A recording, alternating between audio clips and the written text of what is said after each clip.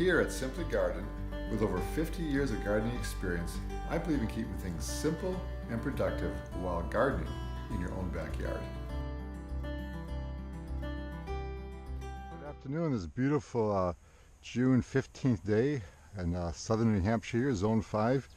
And we're about ready to do our 5th planting of corn. I've already got one bed that's pretty well up further down that way. I was hoping to be knee-high by 4th of July, but we'll take a measure here just for fun here. Maybe we almost are, and it's the 15th of June, so let's see, my knees are pretty tall knees, so there we go.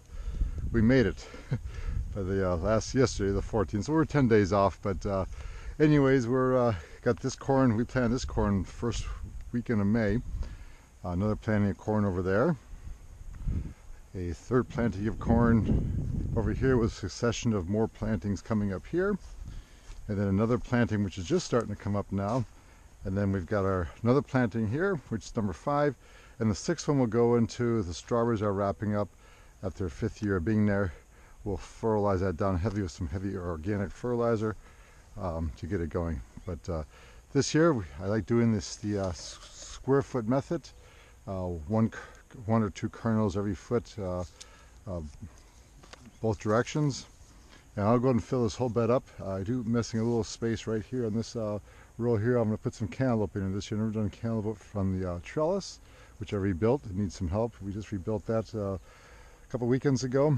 And so cantaloupe is growing up at the house, getting a little bigger, because we had a very cool spring, had a hard time getting those germinated, but they're doing better now, and we'll put those in when they get a couple of true leaves going there. But back to the corn here, and I like to just kind of plant about every foot. Yeah, I learned that a long time ago from a program out of Boston here on the PBS channel. It was called Victory Garden. Started back in the 70s by Ray Crockett, and then later it was Bob Thompson, and they taught me the square foot method. Works pretty well for us here. It gives enough space between each stalk of corn to grow decent sized corn, and because corn likes to have enough blocking for pollination. So we'll just start put a couple kernels there, every foot there, and I like to go 2 on 1, kind of alternate there, because I do get you don't always all come up, as you know that in gardening. Can't promise everything's going to come up. Doesn't quite make a foot, but it's close enough there. And we'll go ahead and push those in about 1.5 inches down. And I already have some of those little coverings here. Underneath there is growing butternut squash. Now you're probably wondering, well, how will that grow with corn in between? Well, they've got a little of a head start there. So as the corn starts to fill in, the butternut squash won't be too much competition right away. And it'll, if it needs a space, it can grow up the stalks. And just, the fruit will just hang from the stalks. I've done it before, it's no problem. Then by the time the corn's done, I just cut it out of the way, and it takes over along the base of the corn, does just fine as far as the butternut squash. And we get a pretty good variety of interplanting there. I like to get as much as I can in a bed, so that way I can kind of grab 2 things out of one bed. And we'll just go ahead and run this up here every 12 inches. Make a nice, about 1.5 inches down.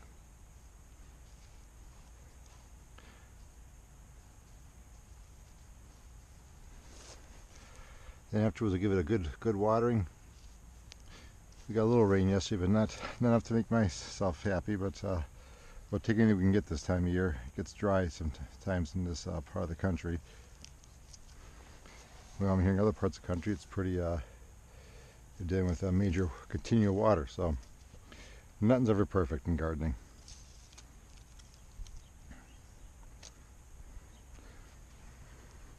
So I'll go up a couple more rows here.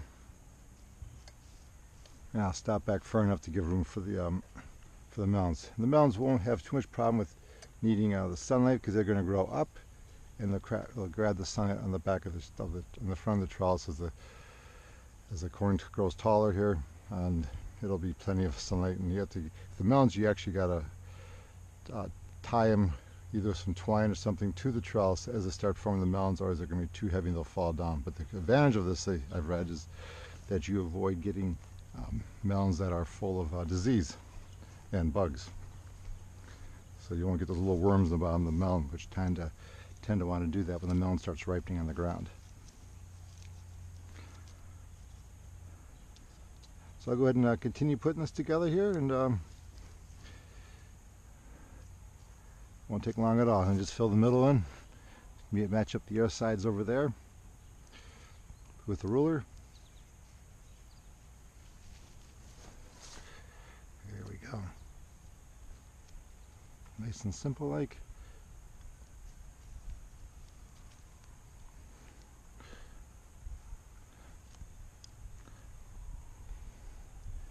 Okay, we'll go across here then.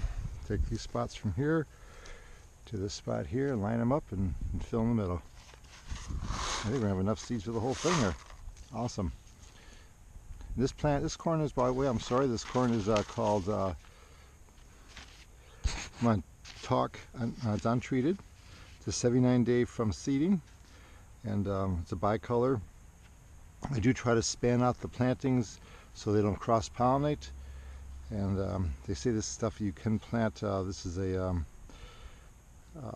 genetically formed. It's not a GMO. It's just a genetic crossbreed.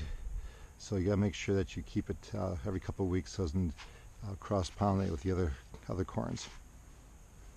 But we never really had a problem with that. So I try to keep within the. I think this letter here is the F1. And that's, the other corns I grow also have that same letters, and I guess they say they don't cross-pollinate.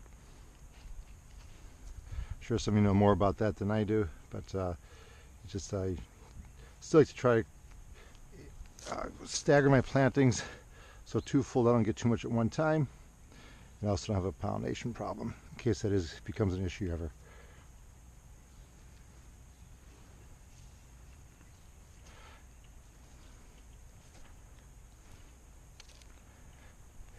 Okay. Like I say, if the corn's getting in the way, the plants get in the way, I'll sacrifice a couple of corn plants for the butternut squash. I won't put one in there, of course, because the plants are growing in there. But we'll grab one over here. And so you lose a few plants for the butternut squash. We all have plenty of corn, plenty of squash, either way.